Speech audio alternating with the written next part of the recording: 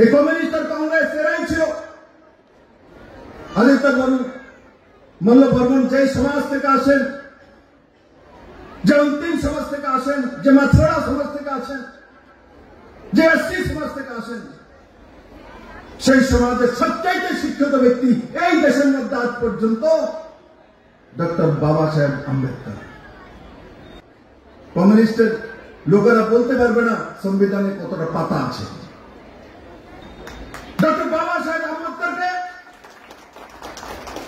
উনি জীবিত থাকতে কংগ্রেস আর কমিউনিস্টের মিলিত সরকার লগভগ 60 বছর ভারতবর্ষে রাজ করেছে, কিন্তু বাবা সাহেব আম্বেদকর এসসি তার জন্য বাবা সাহেবকে ভারত রত্ন দেয়নি।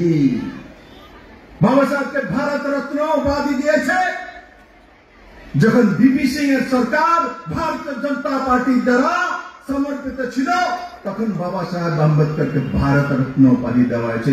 এসসি সমাজের সর্বশ্রেষ্ঠ যে ব্যক্তি, তাকে ভারত রত্ন ভূষিত করা হয়েছে। বাকি তার আগে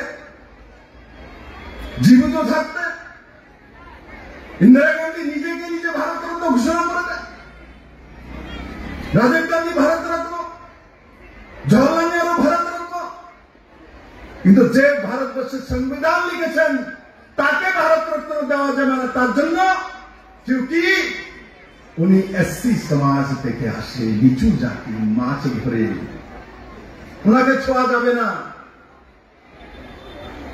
এই কংগ্রেস আর কমিউনিস্ট দল বাবা সাহেব আম্বেদকরকে লোকসভায় না ঢোকার জন্য, হারানোর জন্য যা যা করার তা তা রাজনৈতিক ভাবে তৎকালীন প্রধানমন্ত্রী জওহরলাল নেহরু করেছে। এমনকি জওহরলাল নেহরু যখন প্রাইম মিনিস্টার, তখন মুম্বাই মিউনিসিপ্যাল কর্পোরেশনের যে চেয়ারম্যান মেয়র ছিলেন ওনার মতো, উনি জওহরলাল নেহরুকে লেটার লিখেছেন, পত্র লিখেছেন যে মুম্বাই সিটিতে এমন জায়গাতে একটা মেয়রের আমাদের যে ফান্ড আছে, সরকারি ফান্ড থেকে বাবা সাহেবের একটা মূর্তি নির্মাণ করতে চাই। জওহরলাল নেহরু তৎকালীন প্রধানমন্ত্রী লিখে পাঠিয়ে দিয়েছেন যে সরকারি টাকায় কোন প্রাইভেট ব্যক্তির মূর্তি লাগানো যাবে না। এই তো কংগ্রেস আর সিপিএম এর এসসি সমাজ আর বাবা সাহেব আম্বেদকর প্রতি ভাবনা। এই সেই কমিউনিস্টের ভাবনা এরা ইউপি গভর্নমেন্টকে 10 বছর সাপোর্ট দিয়ে রেখেছিল। আদিত্য মল্ল বর্মনের নাম রাজনৈতিক ভাবে ব্যবহার করতেন, ওনাকে প্রতিষ্ঠিত করে দিয়েছিলেন। উনি কমিউনিস্টের কবি। আদিত্য মল্ল বর্মন কোন কমিউনিস্ট আর কংগ্রেস আর বিজেপি में বাধা যায় না, উনি সমাজের কবি।